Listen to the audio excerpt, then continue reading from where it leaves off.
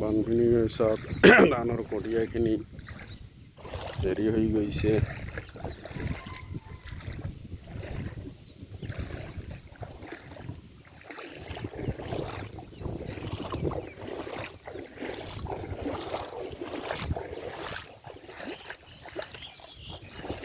এইখিনি ঠাই হ'ল বিলেচিপাৰা অন্তৰ্গত বাগমাৰী গাঁও পঞ্চায়তৰ কচুৱা গাঁৱৰ এইটো চিনাৰী।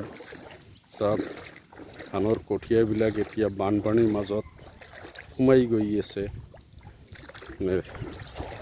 ফলে গৈ আছে। এনেকুৱা বানপানী হৈছে, মানুহখিনিৰ এতিয়া হাড় নচৰা অৱস্থাত পৰি গৈছে। চব এই বানপানীখিনি অসমৰ দৰে কচুৱা গাঁও বাগমাৰী অন্তৰ্গত কচুৱা গাঁৱৰ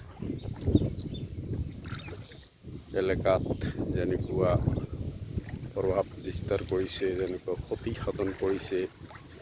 চব পানীখিনি কিমান পানী হৈছে চব ভিডিঅ' কৰম।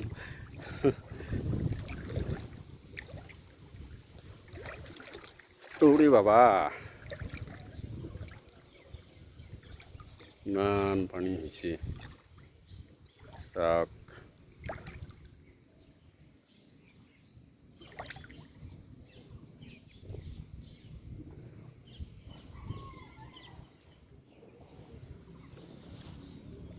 বিলেচিপাৰা বাগমাৰী গাঁও পঞ্চায়তৰ অন্তৰ্গত কচুৱা গাঁৱৰ এইটো চিনাৰী দৃশ্য হয়। গৰু ম'হবিলাকৰ এতিয়া ঘাঁহ খাবলৈ টান হৈ পৰি গৈছে। এতিয়া ঠাই নাই যে গৰু ম'হবিলাক ৰাখিব। বহুত কষ্টৰ মাজেদি গৰু ম'হবিলাকক ঘাঁহ খুৱাই আছে।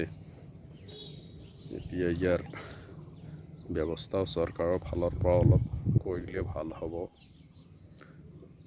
আশা কৰোঁ চৰকাৰৰ ফালৰ পৰা কিবা ব্যৱস্থা কৰিব গৰু ম'হবিলাকৰ।